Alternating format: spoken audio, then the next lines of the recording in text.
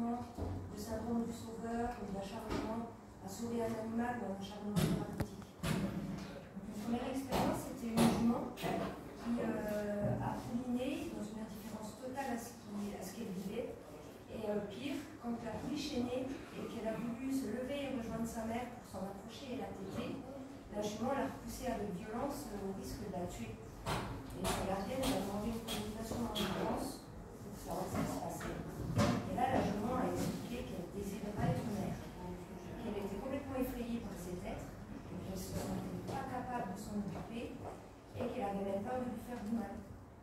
Elle a aussi, dans le biais de la communication, proposer des solutions que la gardienne a pu mettre en place pour la rassurer, l'accompagner, sécuriser la petite. Et elles ont pu évoluer ensuite sereinement et la petite a pu grandir aux côtés de sa mère gentiment. Une autre expérience, un cheval qui était lourdement handicapé, qui avait été recueilli par une association, mais son état s'était pas mal dégradé et il nécessitait une structure plus compétente. Le lever régulièrement tous les jours, l'association où il était, des choses comme ça, elles n'étaient pas assez équipées.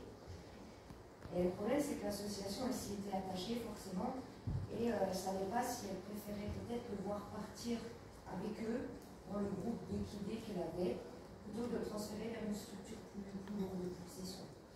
Donc ils ont demandé une communication aussi. Et là, tout de suite, lui, il a exprimé vraiment sa volonté d'avoir plus de confort pour sa fin de vie. Il était conscient qu'elle serait proche. Le handicap qu'il avait, c'était une grosse ataxie et elle n'était pas opérable. Il en était vraiment conscient. Plutôt que de rester ici avec le groupe, donc dans la petite association où il avait commencé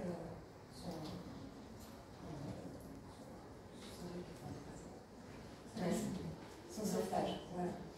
Et donc l'association l'a entendu et il a été transféré dans une structure plus compétente jusqu'à sa fin de vie, où là aussi il a pu être accompagné à sa demande par une euthanasie quelques mois.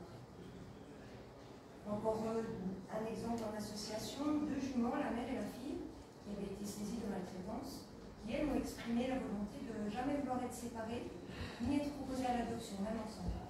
Et cette association les a entendues, elles resteront au refuge.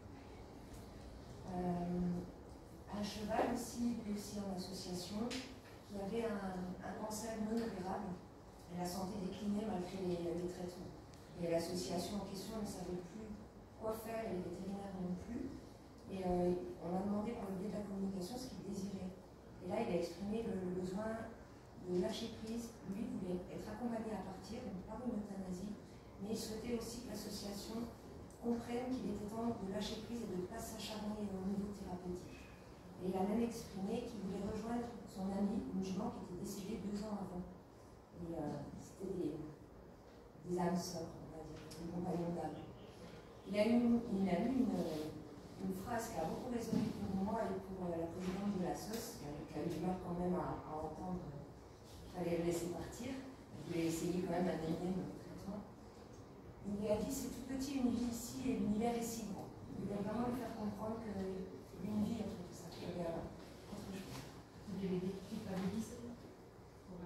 Pour lui faire comprendre que l'attachement, ce n'est pas la meilleure façon d'aimer non plus et qu'il fallait justement comprendre aussi les volontés de l'animal.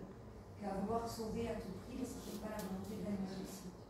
Voilà. Et il y a aussi parfois des adoptions qui échouent, des sauvetages qui n'aboutissent pas malgré tout ce qu'on met en œuvre, des enquêtes, des plaintes, toutes les autorités compétentes. Et la situation ne se développe pas, on n'arrive pas à sauver l'animal. Donc là aussi, la communication elle permet aussi à l'animal de faire comprendre la situation. Lui, il peut expliquer le pourquoi et expliquer pourquoi on n'y arrive pas. Donc j'ai un exemple, un cheval qui appartenait à une personne qui était très très malade et cette personne refusait de le soigner. Donc dans un premier temps, j'ai essayé de le faire comprendre à son gardien qu'il avait nécessité des soins. Je lui ai proposé de lui racheter pour le soigner. Je l'ai supplié, il refusait. J'ai ensuite passé un échelon au-dessus, donc j'ai porté plainte contre cette personne pour négligence, défaut de soins, aux autorités compétentes. Mais là encore, la situation est restée figée. Donc je lui ai demandé en communication ce que je pouvais faire pour l'aider. Et là, en fait, il m'a expliqué que plus que son propriétaire, cette personne, c'était son gardien, et que ce cheval avait une une mission envers lui, et que pour rien au monde, il voulait abandonner son gardien, ni son troupeau, ni quitter sa mission, et qu'il ne voulait pas être sauvé. Donc là, j'ai pris une grande claque, parce que moi, je m'étais attachée à une grande notion d'acceptation, parce qu'il faut le digérer, ça. Et lui, il a été d'une grande sagesse, et il m'a dit, on n'est jamais trop bon à aimer l'autre. Et on est arrivé jusque-là, il en faut de l'amour. Enfin, vraiment, les animaux portent un amour ici. Voilà. Donc j'ai continué à les suivre, à l'accompagner au mieux, et le moment venu, et à sa demande aussi, donc, au moment venu où il a vraiment décliné, il a souhaité aussi être accompagné en euthanasie.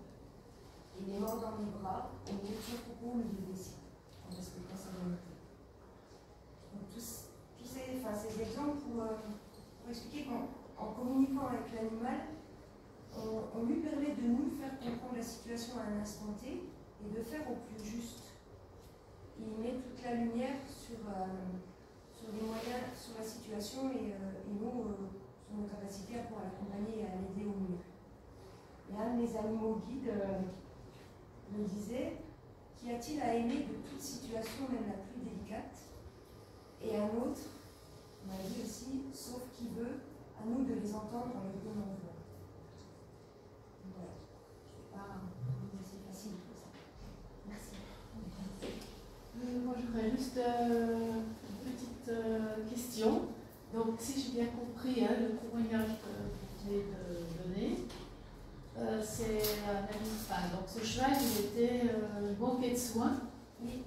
Et puis, donc là, voilà, vous avez porté plainte, et puis voilà, il ne s'est rien passé. Et puis après, avec la communication animale, il vous a dit qu'il voulait rester avec son gardien, qu'il ne s'en occupait pas. Oui, parce qu'il avait une mission envers lui, donc une mission qui lui appartient à une journée. Je ne peux pas partager parce que ça reste de l'éthique et de l'intimité.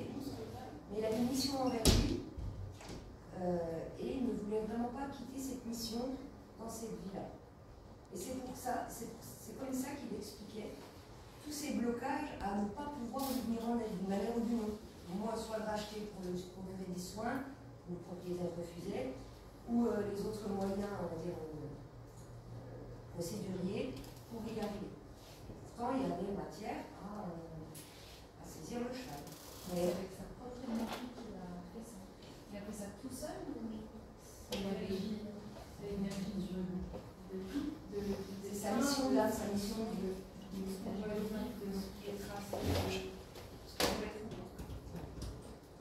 est-ce que il a fini sa mission? J'imagine que oui. Et en tout cas, ensuite on a vérifié qu'il était bien lâché dans la lumière. Donc il a expliqué que oui, il était placé dans la lumière et que ça avait été selon son consentement, selon ses volontés à lui. Après, il a été plus explicite que ça envers sa mission avec son gardien, ça reste de l'intime entre eux. Mais il y a vraiment abouti dans cette glace qui était déjà auprès de lui. Oui, mais comment peut-on appeler son propriétaire, son gardien, alors qu'il ne soigne pas son animal? C'est un vocabulaire, en fait, c'est ce dont parlait Aline tout à l'heure. Les amis, on a beaucoup du mal à l'expliquer. Je vais répondre par une autre question. Alors, je sais que c'est dur à entendre, mais la question c'était